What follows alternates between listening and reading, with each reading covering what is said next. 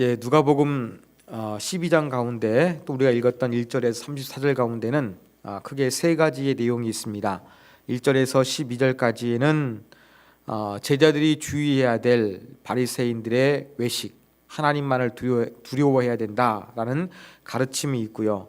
그 다음에 13절 이하에서는 이제 어리석은 그러한 부자에 대한 비유를 통해서, 또 22절 이하에서는 이 재물이 없어서 염려하는 자를 통해서 어떠한 자세를 가져야 되는지를 가르쳐 주셨는데, 이 세 가지의 내용을 우리가 성경이 기록된 차로대로 살펴보도록 하겠습니다.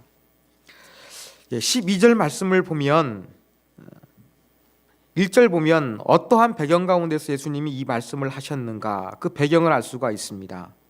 아주 수만 명의 많은 사람들이 그렇게 모여있는 가운데서 예수님께서 말씀하여 주셨습니다. 그렇다고 한다 그러면 모든 사람이 들어야 될 그러한 교훈이다, 이렇게 우리가 생각할 수가 있습니다.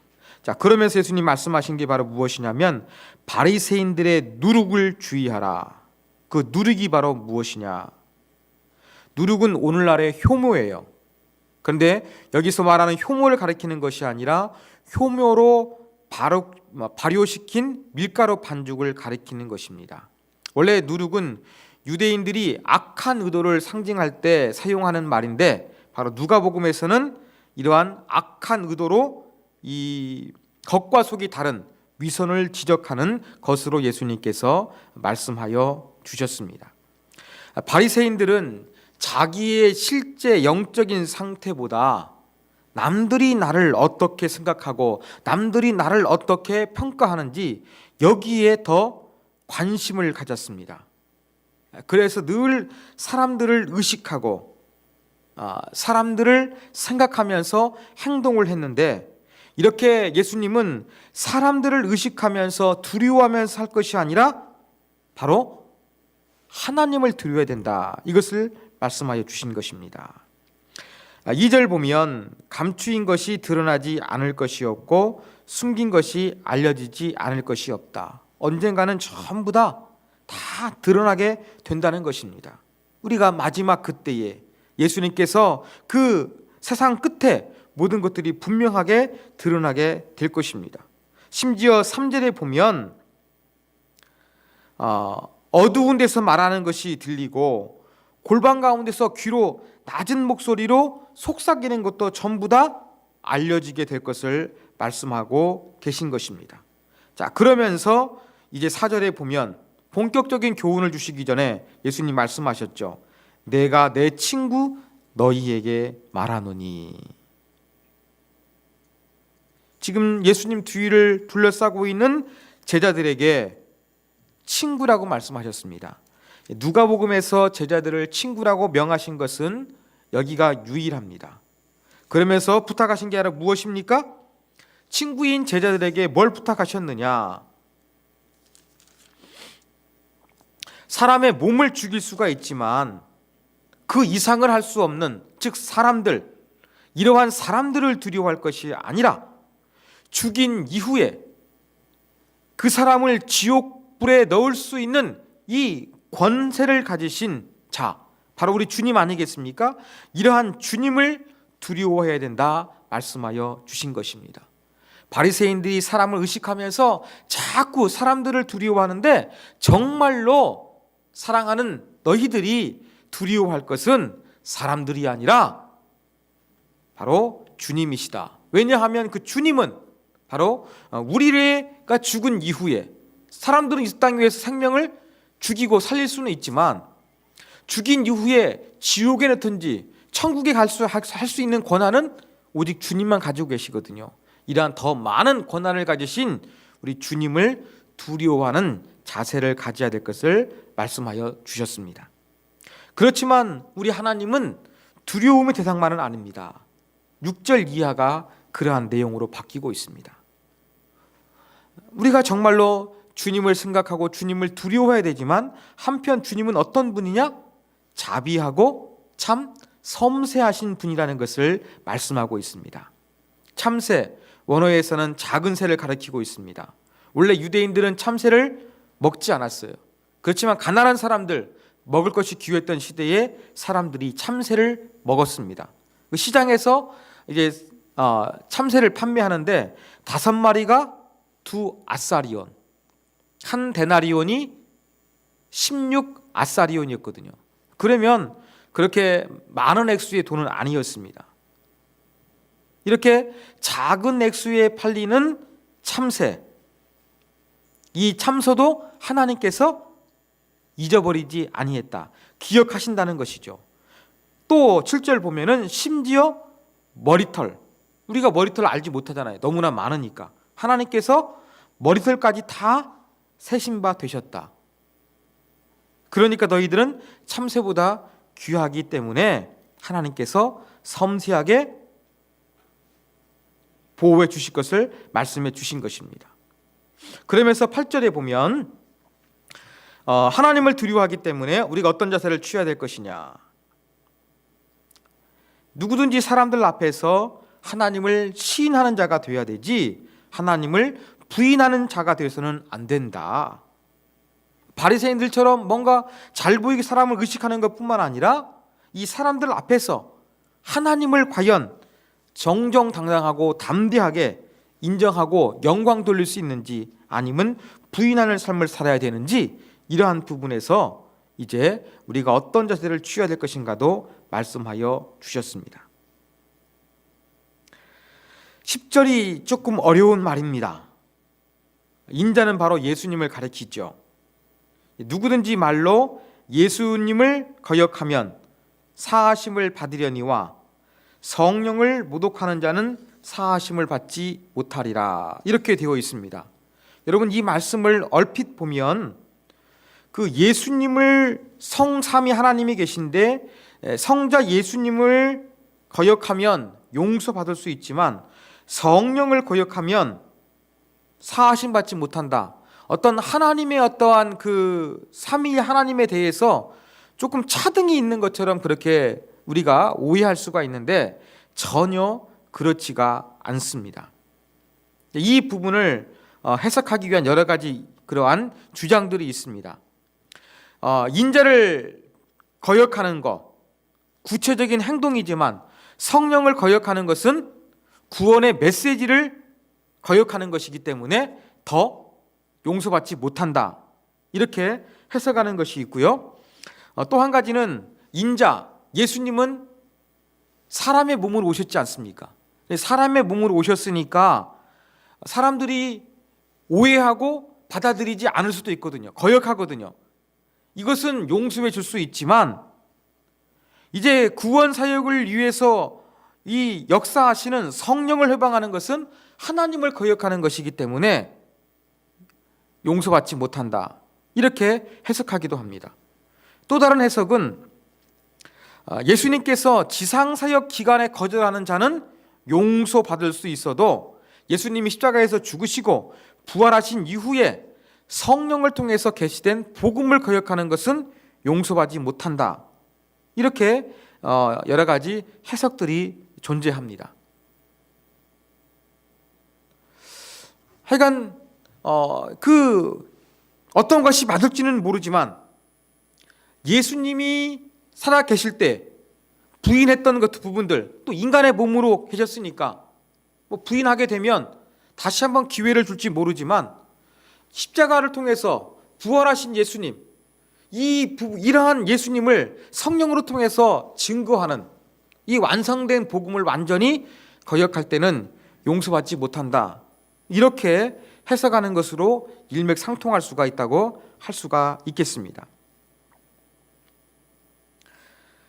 그러면서 또 우리가 이제 어떤 자세를 가져야 될 것이냐, 하나님을 두려워하기 때문에 어떤 자세를 가져야 될 것이냐, 이 박해받는 상황에서, 핍박받는 상황에 대해서 11절 이하는 말씀하고 있어요.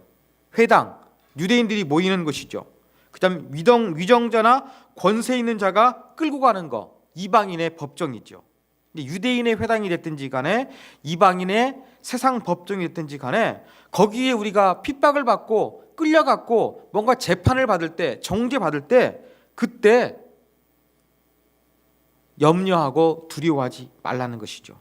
왜냐하면 그 순간이 되면 성령께서 우리가 어떻게 대응해야 되는지 인도해 주시고 가르쳐 주실 것이기 때문에 걱정하지 말라, 이렇게 말씀하여 주셨습니다.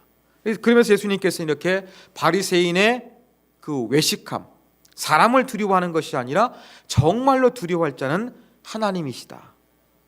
그래서 하나님을 두려워하고, 또 하나님 한편으로는 그 참새보다 더 귀한 존재, 우리의 머리털까지 셀 정도로 자상하신 분이시고, 그렇기 때문에 우리는 많은 사람들 앞에서 예수님을 시인하고 또 핍박과 박해받는 상황에서도 성령께서 인도해 주실 것이기 때문에 하나님만 바라봐야 된다, 이러한 말씀을 해 주신 것입니다. 자, 13절 이하에서는 이제 그때 모여있는 한 사람이 예수님께 질문을 합니다. 여기는 우리말 성경은 형으로 되어 있지만 동생도 가능합니다. 동생이 요구했는지 형 요구했는지 정확하지는 않습니다. 내 형을 명하여 유산을 나와 나누게 하소서 이야기합니다. 여러분, 우리 율법에 의하면 장자의 목이 있습니다. 그렇기 때문에 재산 문제에 대해서는 우리는 생각보다 쉽습니다. 왜? 장자는 2배를 가질 수 있는 거예요. 예를 들어서 아들이 4명이에요. 그러면 이것을 어떻게 합니까? 5등분 합니다. 그래서 장자가 5분의 2를 갖고 나머지 3형제가 이제 가지면 되는 거예요. 장자는 배를 갖게 되어 있는 거예요. 이 원칙에 의해서 유산 문제 해결하게 되면 문제가 없어요. 그런데 예수님 앞에 유산을 나와 나누게 하소서 했다는 건 뭡니까? 이러한 일반적인 그 율법의 명령이 지켜지지 아니하는 그 돈에 욕심이 내는 상황이 발생했다는 것입니다. 이러한 그 집안의 그 유산 문제로 다툼이 일어가지고 예수님께 도움을 청했는데 예수님 반응이 무엇입니까? 누가 나를 너희의 재판장, 재판관을 이야기합니다. 물건 나누는 자, 중개인을 이야기합니다. 어떤 중재자, 중개인으로 세웠느냐? 나는 너희 그러한 복잡한 문제 해결해 주는 역할을 하는 사람이 아니다는 것을 예수님 말씀하여 주신 것이죠. 예수님 어떠한 한 사람의 편을 들어주시는 것이 아니라 또 그러한 것은 예수님의 권한이 아니라는 걸 이야기하면서 15절에 예수님 말씀하신 게 무엇입니까? 보다 근본적인 걸 말씀하십니다. 삼가 모든 탄심을 물리치라. 이 유산 때문에 싸우고 있는데, 욕심을 내고 있는데, 이 재물에 대한 욕심, 이것을 예수님께서 근본적으로 이야기하지 누가 틀렸는가, 누가 더 많이 가져야 되는가, 예수님은 인간 문제를 해결해 주시지 않고 보다 근원적인 마음의 문제를 말씀하여 주신 것이었습니다. 그러면서 이 탐심을 가져야 되지 말아야 될 이유가 무엇이냐? 사람의 생명이 물질이 많이 있다는 것으로 모든 것이 만사오카이 형통하지 못하기 때문에 그렇다라는 것을 예수님 말씀하여 주셨습니다. 그래서 16절에 보면 그 이후에 어리석은 부자의 비유를 들고 있습니다. 자, 이 부자의 보십시오. 밭에 소출이 풍성했습니다. 그러니까 마음속에 어떤 생각이 들어갔느냐? 곡식 쌓아둘 곳이 없으니 어찌할까? 와, 얼마나 대풍이 들었으면 그 지금까지 곡식을 보관했던 장소가 있을 텐데 여기에 넣고도 부족할 정도로 큰 풍성한 풍년이 들었다는 이야기입니다. 그러면서 18절에 보면 곡간을 헐고 더 크게 짓고 이 물건을 쌓아두겠다 이야기합니다. 너무나 큰 풍년이 들어가지고 지금까지 내가 가지고 있는 저장 공간이 부족할 정도이니까 나를 위해서 그 저장 창고를 더 크게 짓겠다 이렇게 하는 것입니다. 그런데 어떤 성경학자들은요, 이것을 더 크게 짓은 이유를 조금 더 이렇게 해석하기도 합니다. 이 곡식을 많이 보관해 뒀다가 이렇게 값비싸게 곡식이 없을 때 풀으려고 하는 매전 매서 간다 그러죠. 이런 부분들로 해석하기도 하는데 제가 볼 때에는 너무 조금 빗나간 것 같습니다. 지금까지 자기가 그 대풍이 들어서 저장 창고가 부족하니까 자기의 재산을 더 오랫동안 보존하기 위해서 더 큰 저장 창고를 짓겠다, 그렇게 이야기하는 것이죠. 그런데 그러면서 내가 이렇게 창고가 부족할 정도로 큰 재산이 있어서 많은 것들을 쌓아두니까 이제는 내가 평안히 쉬고 먹고 마시고 즐거워하자. 여러분, 평안히 먹고 쉬고 마시고 즐거워하자, 이러한 내용들은요, 고대 무덤의 그 비문에서도 비슷한 것이 나온다고 합니다. 그러니까 사람들이 추구했던 그런 많은 물질을 추구하는 것을 반영하고 있다고 할 수 있는 것이죠.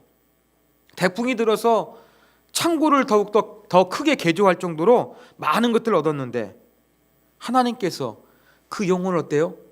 데려가시면 아무 쓸모가 없다는 것입니다. 나는 이제 이렇게 너무나 많은 재산을 가져가지고 몇 년 동안은 먹을 거 입을 거 걱정 없다, 그러한 마음적으로 평안함이 있을지 모르지만 하나님이 생명을 취하시다 보면 그 모든 것들이 헛것이 되고 다른 사람을 취할 수밖에 없지 않느냐, 이것을 말씀하여 주셨습니다. 자, 그러면서 이 비유 가운데 등장하는 부자, 제가 어리석은 부자라고 했습니다. 왜 어리석습니까? 물질을 가지고서 자기만 생각했기 때문에 그렇습니다. 여러분 17절부터 여러분 19절까지 보십시오. 쭉 보면은 이 부자가 하는 말을 보면은요, 주어 중에 뭐가 많습니까? 내가 많아요. 하나님도 없고요, 이웃도 없고요, 당신도 없고요, 오직 나예요. 철저히 자기 중심적인 사람입니다. 내가 어떤 농사를 잘 져가지고, 불법으로 벌은 돈은 절대 아닙니다. 농사를 잘 져가지고 얻은 거였어요. 더 이상 그 많은 것들을 얻었으면 좀 이웃을 위해서 나눠주면 좋은데, 이 사람이 지금 말하는 걸 보면은 주어가 전부 다 나예요. 오직 이기적인 자기의 평안, 자기의 미래, 자기의 노후, 이것만 존재했거든요. 그래서 21절에 예수님 뭐라고 말씀하십니까? 자기를 위하여 재물을 쌓아두고, 제가 주어가 나라 그랬죠. 이웃이는 하나님 없거든요. 하나님에 대해서 부유하지 못한 자가 이와 같으리라. 자기를 위해서 많이 쌓아둔 자는, 그리고 하나님을 이렇게 생각하지 못하는 사람은 아무것도 가질 수 없는 허무한 인생이 될 수 있음을 예수님께서 말씀하여 주셨다는 것입니다. 바로 물질로 욕심을 내서 싸우는 형제에게, 그렇지만 이것을 많은 사람들이 있는 가운데 말씀해 주셨다는 것은 모든 사람들이 되새겨야 될 그러한 가르침이다, 이렇게 우리가 정리할 수가 있겠습니다. 자, 22절에는 이제는 염려에 대한 문제가 나옵니다. 여러분, 예수님께서는 그 탐욕스러운 욕심 많은 유산 문제로 싸우는 자들에게만 그렇게 재물에 대해서 말씀하신 것이 아니라 이제 22절에 보면 물질이 없어서 걱정하고 염려하는 자들에게도 가르침을 주고 계시는 것입니다. 무엇을 먹을까? 무엇을 입을까? 의식주 문제 염려하지 말라는 것입니다. 왜냐하면 목숨이 음식보다, 또 몸이 옷보다 중요하다고 말씀하시는 거죠. 무슨 말이냐? 우리가 의식주를 염려하지 말아야 될 이유가 우리의 생명이 중요하기 때문에 그렇습니다. 까마귀, 유대인들이 볼 때 부정한 짐승이었습니다. 그래서 피조물 중에서도 제일 낮은 그러한 등급의 피조물로 여기는 이 까마귀, 이 부정한 짐승도 어떻게 하느냐? 그냥 하나님이 살게 해주시는 거예요.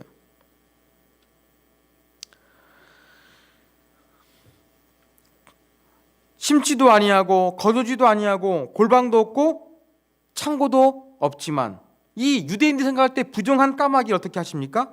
하나님이 길러주신다는 거죠. 그렇지만 하나님은 이러한 너희들은 하나님 앞에 까마귀보다 더 귀한 존재이기 때문에, 하나님의 형상을 가진 존재이기 때문에 그 생명을 위해서 책임져 주시지 않겠느냐, 예수님 말씀하시는 거죠. 또 한 가지 비유를 또 드시죠. 이제 25절에 보면 키를 말씀하십니다. 여기에 등장하는 그러한 키는 헬리키아라는 단어인데요, 신체의 길이, 진짜 우리가 너 키 몇이야 할 때 되는 신체의 길이를 의미할 때도 있고요, 그 다음에 생명의 길이, 나이를 뜻할 수가 있는데 여기에서는 수명을 의미하는, 나이를 의미하는 것으로 우리가 해석하면 되겠습니다. 우리가 염려한다 그래가지고, 걱정한다 그래가지고 우리의 생명이 연장됩니까? 그럴 수가 없다는 것입니다. 그 다음에 27절, 또 자연세계 가운데 하나 예수님께서 비유를 드시죠. 까마귀 비유 드셨는데 다시 자연세계 백합화를 말씀하십니다. 여기에 등장하는 그러한 백합화는 우리가 알고 있는 그 백합꽃이 아니라 그 유대 지역에서 봄철에 흔히 피었던 그러한 들풀, 이러한 들풀을 가리키는 그러한 용어입니다. 자, 이러한 그 들에 있는 꽃도 아무것도 하지 않더라도 잘 하나님께서 자라나게 해주시는데, 하나님께서 너희들을 그 이상으로서 잘 돌봐주시지 않겠느냐. 그러면서 28절에 보면 믿음이 적은 자들아, 이렇게 말씀하십니다. 의식주 문제 걱정하고 염려할 수밖에 없는데, 까마귀를 생각해보고 들꽃을 생각해보고 한번 걱정한다 그래가지고 생명이 연장되는 거 생각해봐라. 아무 필요가 없는 것처럼 하나님께서 이 까마귀 백합보다 더 소중한 존재인 이 하나님의 자녀들을 잘 책임져 주실 것이기 때문에 여기에 대해서는 걱정하지 말라. 여기에서 걱정하는 것은 믿음이 작은 행동이다. 예수님 그렇게 말씀하여 주신 것입니다. 그러면서 우리가 알고 있는 유명한 말씀하셨죠. 무엇을 먹을까 마실까 구하지 말며 기도하지 말고 근심하지도 말라. 30절, 하나님은 우리가 이런 문제를 가지고 기도하기 전에 우리가 무엇이 필요한지 다 알고 계신다 말씀하시죠. 그러면 우리의 필요를 위해서 기도하지 말라 그랬으니까 기도가 전혀 필요 없는 것이냐? 아니죠. 31절, 다만 너희는 그의 나라를 구하라, 그렇게 말씀하여 주셨습니다. 그의 나라를 구하는 거, 하나님의 나라를 구하는 거예요. 구체적으로 하나님의 나라를 구하는 것은 무엇이겠습니까? 제자들이 기도해야 되는 것은 의식주 문제, 먹고 사는 문제가 아니라 하나님의 나라였어요. 주로 하나님의 나라는 하나님의 다스리는 통치를 이야기합니다. 바로 하나님의 통치가 이루어지기를 위해서 기도하라는 것입니다. 하나님이 통치하십니다. 무엇으로 통치하십니까? 하나님의 공의와 하나님의 자비와 하나님의 사랑으로 통치하십니다. 이렇게 하나님의 통치가 이루어져서 하나님의 나라가 이루어지게 되면 사랑이 흘러갑니다. 공의가 흘러갑니다. 그 결과로 말미암아서 우리의 모든 문제가 해결되어 주시는 것이에요. 이렇게 하나님의 통치가 이루어지게 되면, 하나님의 사랑과 공의가 흘러가게 되면 우리의 의식주 문제 자연적으로 덤으로 해결될 것이기 때문에 너희가 이러한 의식주 문제 가지고 염려하고 걱정하지 말라, 그렇게 말씀하여 주셨습니다. 근데 우리는 어떠합니까? 경제적으로 잘 살기를 위해서 기도하고 이 나라가 부유하기를 위해서 기도하죠. 예수님 말씀에 의하면 정말로 우리가 하나님의 나라를 통해서 이루어져야 되는 거예요. 우리가 조금 이거 물질적인 풍요함을 구하더라도 이 기도의 논리, 순서가 좀 더 명확했으면 좋겠습니다. 무엇 때문이에요? 왕 대신 하나님의 통치가 이루어져서 하나님의 공의, 하나님의 사랑, 하나님의 자비하심으로 말미암아 인간이 행복하게 살 수 있는 그러한 결과물들이 만들어져야 되지, 하나님의 나라가 없이 물질적으로 풍요한 이러한 세상을 구하는 것은 바른 기도라고 할 수가 없을 것입니다. 바로 예수님께서는 이러한 강구를 말씀하여 주셨습니다. 그러면 32절, 그 나라를 구하는 거, 하나님의 통치가 임하게 하는 거, 하나님이 어때요? 이것을 너에게 허락하여 주시기를 기뻐하시느니라 말씀하여 주셨습니다. 하나님이 기뻐하시는 게 뭡니까? 의식주 문제로 기도하는 것이 아니라 하나님의 통치가 이루어지는 걸 위해서 기도하는 거, 하나님이 기다리시는 것 때문에 이것을 위해서 기도하라는 것입니다. 또 한 가지 방법입니다. 33절, 구제를 말씀하여 주셨습니다. 너희 소유를 팔아 구제하여, 그렇게 이야기하고 있거든요. 팔 수 있는 것은 집이나 토지 같은 부동산을 주로 이야기합니다. 여러분, 유대법에 의하면은요, 그 12지파가 지파의 그러한 이런 숫자대로 전부 다 하나님께서 토지를 부여하여 주셨어요. 그렇죠? 그래가지고 상속되게 하셨고, 또 이것이 가난해져도 신년을 맞이하게 되면 모든 것이 원상복구가 되게 했었어요. 여기에서 팔라는 이야기는 그냥 하나님의 은혜 받았으니까 가진 재산 다 팔아봐라는 얘기가 아니에요. 원래 조상들에게 받았던 이 토지가 있지 않겠습니까? 하나님께서 분배해 주신 땅이 있는데 이거 외에 욕심내서 가지고 있던 부분들을 팔아서 다른 사람들을 구제하는데 사용하라. 그러한 말씀입니다. 이렇게 구제하는 게 바로 무엇이냐? 이것은 하나님의 그 나라, 또 이 전혀 이 행위에 대해서 무효화되고 약해질 수 없는 그러한 하나님의 나라의 아름다운 것이 바로 구제라는 것을 이야기하면서 너희 보물이 있는 곳에 너희 마음이 있다. 이렇게 구제함을 통해서 우리의 마음이 하나님의 통치, 하나님에게 있음을 보이는 그러한 삶을 살아야 한다는 것을 말씀하여 주셨습니다. 자, 이러한 내용으로 기록된 우리 34절까지의 내용을 통해서 우리가 배워야 될 교훈점을 몇 가지 살펴보도록 하겠습니다. 자, 첫 번째 교훈점은, 여러분, 물질에 있어서는 많이 가진 자나 적게 가진 자나 모두 조심해야 한다는 거예요. 그러면서 우리가 정말로 중요한 것은 바로 무엇이냐면 소유가 아니라 과연 그 물질을 무엇을 위해서 사용하느냐, 이게 중요하다는 것입니다. 여러분, 성경을 보면은요, 소유한 자체를 가지고 뭐라고 말씀하지 않습니다. 그 필요 이상을 가지고서 이기적으로 그 어리석은 부자가 나를 위해서 쌓아뒀던 것처럼 그런 부분들을 가지고 이야기를 하고 있는 것입니다. 그래서 우리는 물질의 소유가 아니라 이 물질을 가지고 있으면 내가 이 물질을 가지고서 어떤 사용을 위해서 고민하고 있는가, 또 물질이 없다고 한다 그러면 염려할 것이 아니라 하나님을 믿고서 그의 나라와 그를 구하는 것이 있어야 되는 이러한 삶을 살아가야 되는데, 자꾸 물질의 노예가 되는 것에 대해서 우리는 기도하게 되고 관심이 집중될 때가 있습니다. 이것은 잘못된 태도입니다.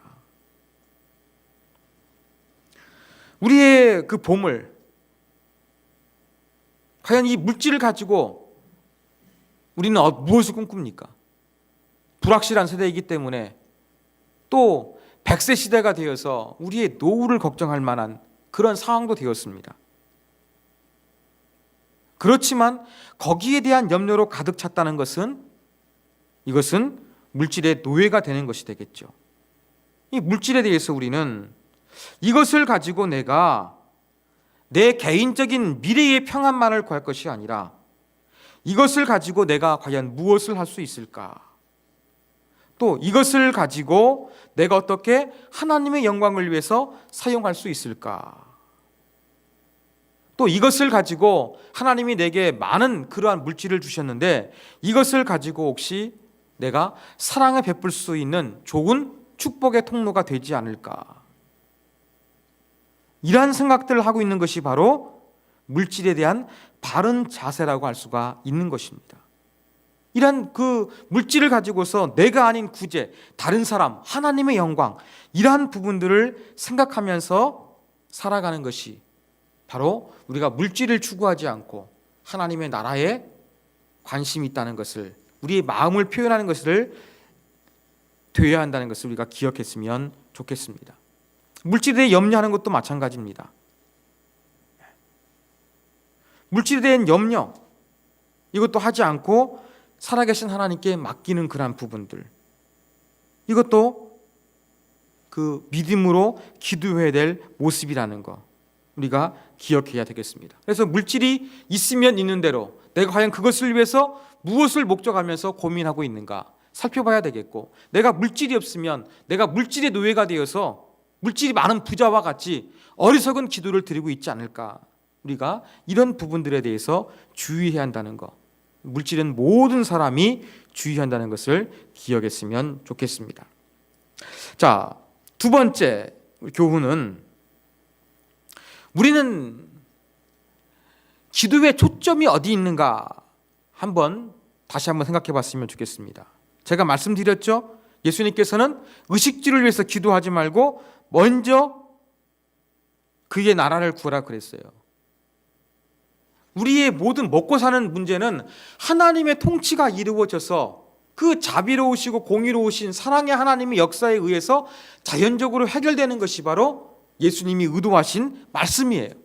근데 우리는 하나님의 나라는 임하지 않고 물질적인 번성함이 있기를 위해서 기도하고 있다는 것입니다. 여기에 우리의 기도가 조금 잘못된 경향이 나타나기가 쉽습니다. 우리의 기도가 바뀌었으면 좋겠습니다. 여러분, 정말 그 마태복음의 용어에 의하면 너희는 먼저 그의 나라와 그 의를 구하라고 했던 것처럼 하나님의 통치가 이 땅 가운데 이루어지기를 위해서 우리가 기도했으면 좋겠습니다. 잘 사는 대한민국, 경제가 안정되는 대한민국, 그냥 물질로 번성해가지고 저 타락한 서구의 그 선진국처럼 되는 것이 아니라 하나님의 거룩하신 역사하심으로 말미암아, 하나님의 통치로 말미암아 초대교회와 같이 서로 물건을 통용하고 이 물질로 통해서 구제하고 섬겨가지고 모두가 잘 살게 되는 이러한 하나님의 나라가 이루어지는 것을 우리가 꿈꾸는 기도가 더 맞다는 것입니다. 그래서 우리의 기도 가운데 정말로 하나님의 나라를 구한다는 것은 추상적인 것이 아니라 하나님의 통치를 통해서 우리 모든 인류의 의식주 문제가 해결되기 위해서 기도하는 것, 이게 바로 하나님 나라의 도래를 간절히 바라는 자세의 바른 기도입니다. 우리가 하나님의 통치가 그냥 하나님의 자녀가 되고 그냥 천국 갈 수 있는 티켓 얻는 것이 아니라 이렇게 하나님 나라가 임하게 된다는 것은 이 먹고 사는 문제까지도 해결되는 그러한 하나님의 역사와 자비하심, 이것이 세상 가운데 흘러가게 되는 기도해야 된다는 것을 저와 여러분이 기억하면서 이 물질의 필요가 채워지되 하나님의 통치, 하나님의 살아계심을 통해서 흘러갈 수 있도록 우리의 기도가 달라졌으면 좋겠습니다. 저는 오늘 설교 준비하면서 이 말씀이 제일 다가왔습니다. 그래, 하나님의 나라 구한다는 거 뭐냐? 그냥 천국 갈 수 있는 교회당에 와서 종교행위에 참석하는 사람을 많게 하는 것이 아니라, 물론 하나님의 나라가 사모하고 우리가 가야 되지만 이 땅 위에서도 바로 그러한 사람들이 행복하게 살아갈 수 있는 그러한 부분들은 하나님의 통치가 이루어지게 하는 기도라.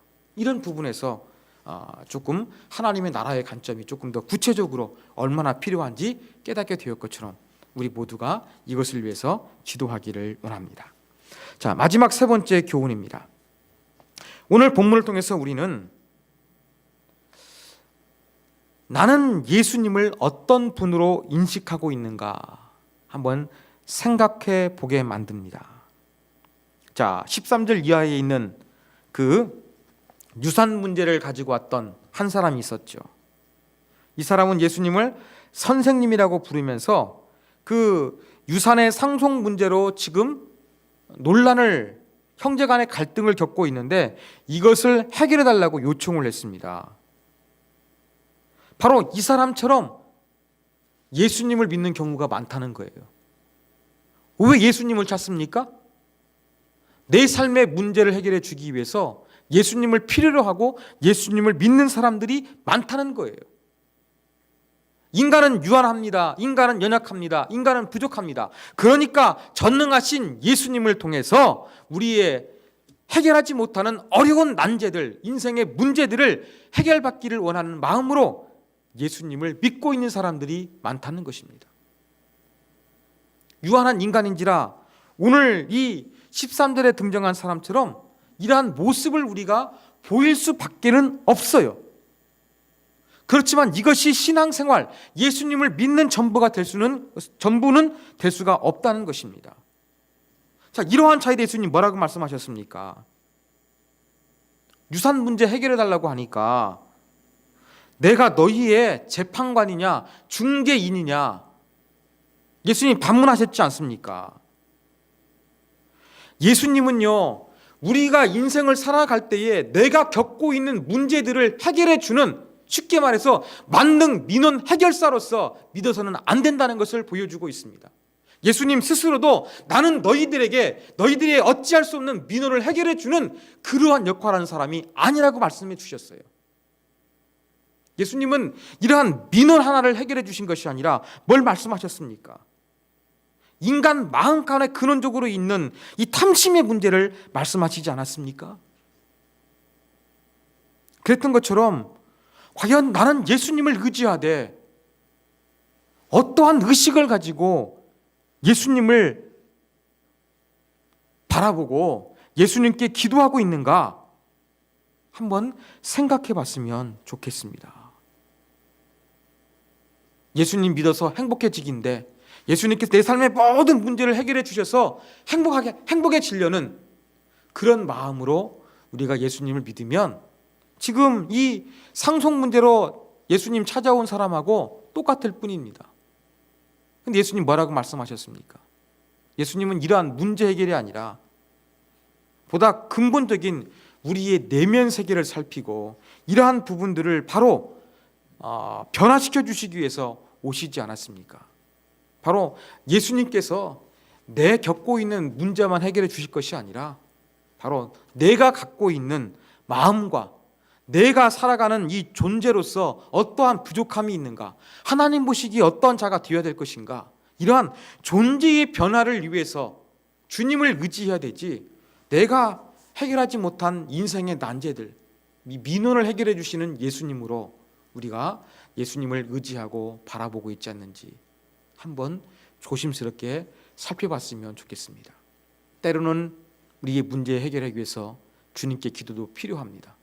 더 중요한 것은 우리의 마음, 우리 존재가 달라지는 것입니다. 예수님은 이러한 변화를 위해서 오신 분이시지 이기적인 내 문제, 어찌할 수 없는 내 문제를 해결해 주는 그러한 민원 해결사가 아니라는 것 우리가 다시 한번 기억했으면 좋겠습니다.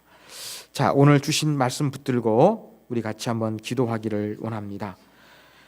우리는 물질 문제에 있어서 있으면 많은 대로 물질을 의지하는 자가 되지는 않았는지, 물질이 없으면 염려하는 믿음이 적은 자들이 되지 않았는지, 하나님 물질을 통해서 우리의 마음이 그래도 하나님을 온전히 신뢰하고 있음을 보여주는 자가 되게 하여 주옵소서. 물질 있는 곳에 마음이 있다고 했는데 물질을 하나님께 드려서 하나님을 두려워하는 자라는 것을 보이는 아름다운 자가 되게 하여 주옵소서. 기도하기를 원합니다. 그리고 우리가 하나님의 나라를 구하는 것은 추상적인 것이 아닙니다. 이 땅에 먹을 것이 많아져 가지고 오병이와 같은 기적을 통해서 사람들이 경제적으로 염려 없는 세상을 살기를 위해서 기도할 것이 아니라 하나님의 통치가 임해서 하나님의 자비와 긍휼로 인해서 인간의 의식주 문제가 해결되기 위해서 하나님의 통치가 이 땅 가운데 이루어지길 위해서 우리의 기도가 바뀌도록 기도하기를 원합니다. 그리고 우리가 예수님을 민원 해결서로만 의지하는 것이 아니라 예수님을 통해서 내 존재와 내 인격과 모든 것이 달라지기를 바라는 그러한 바른 예수님과의 관계가 형성될 수 있도록 오늘 말씀 붙들고 같이 기도하도록 하겠습니다.